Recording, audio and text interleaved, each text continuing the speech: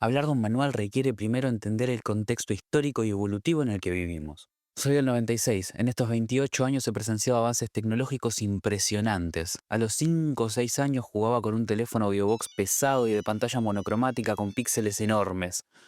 Poco a poco, esas pantallas pixeladas dieron paso a teléfonos ultra capaces.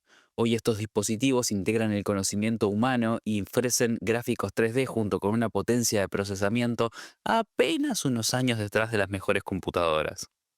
Antes, enviar un dibujo hecho con caracteres ASCII era un logro. Con suerte podías mandar un mensaje a un programa de TV que saldría probablemente al aire 20 minutos después, y hoy puedes ver una transmisión en vivo del juego más gráficamente avanzado e interactuar en tiempo real en un chat donde incluso podés hacerle bromas en ASCII al streamer. Todo desde un teléfono que ocupa muchísimo menos espacio que aquellos primeros celulares de los que te estoy hablando. El avance tecnológico trajo consigo más dispositivos y soluciones a nuevas necesidades. La hiperconectividad antes era un lujo burgués. Se volvió esencial y es por eso que desde 2011 la ONU reconoce el acceso a Internet como una necesidad básica. Suponete que hoy en día una de cada 10 abuelas usa Alexa. De esas 10, probablemente la mitad se negó al principio porque no entendía el dispositivo o no quería un robot en su casa. Esto demuestra que el acceso a la tecnología está más democratizado que nunca y que lo que más está relegando su avance no es su coste, sino la adaptabilidad.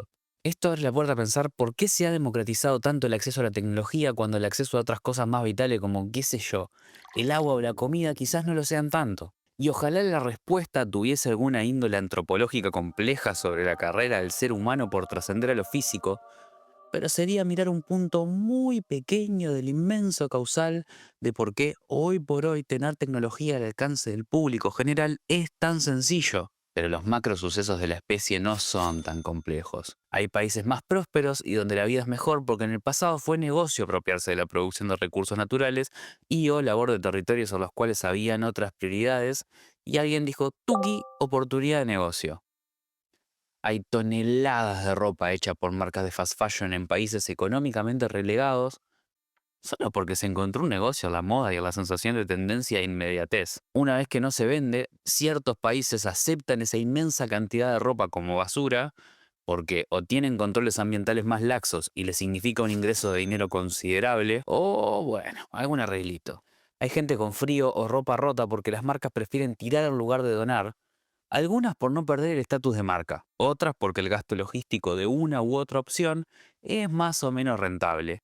Y asimismo, hay otros países de iguales condiciones donde esa ropa sobra y no saben qué hacer con ella porque no paran de recibir contenedores y contenedores de descartes textiles y la población ya no sabe qué hacer con la misma, convirtiéndose así en otro tipo de basural, generando el mismo impacto medioambiental pero con un rótulo distinto. ¿A qué voy con todo esto? A que la razón siempre, siempre es el negocio.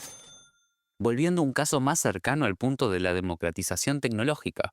En Ghana se encuentra el vertedero tecnológico más grande del mundo. Monitores, placa madre, lavarropas, teléfonos, lo que se te ocurra, termina ahí.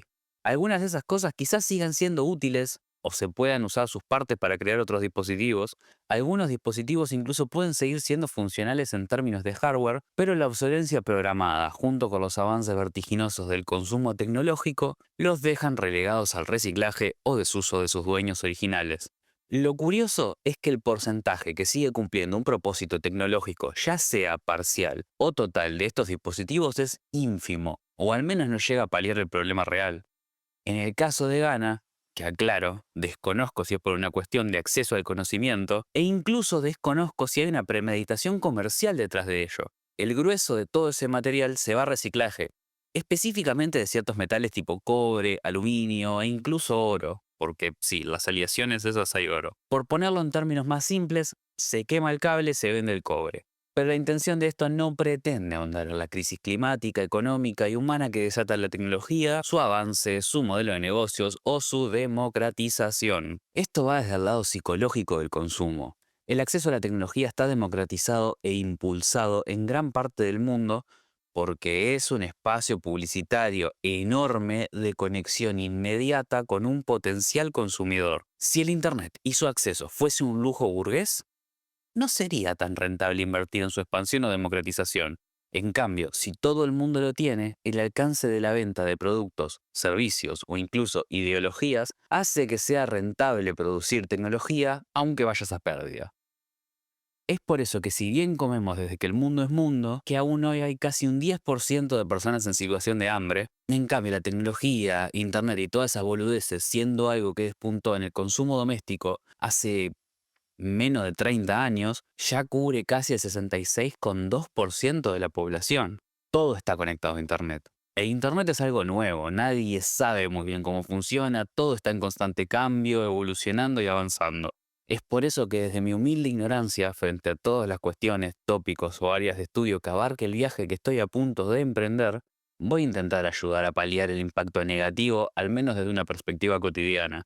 A ver, voy a meter un disclaimer acá, y es que probablemente esta guía quede obsoleta a los minutos de ser publicada. Todo avanza muy rápido, pero de última algún concepto, alguna cosa espero que vaya quedando. Porque no sé mucho del mundo en general, pero sé un montón de internet y cada día aprendo algo nuevo. Mi experiencia en el plano digital siempre ha sido positiva e intentaré sintetizar lo aprendido, quizás inclusive retroalimentándome de quien se presta a debatir las ideas planteadas y así finalmente poder generar una guía de sobrevivencia en internet. Está un poco ambicioso, pero vamos a ver si sale.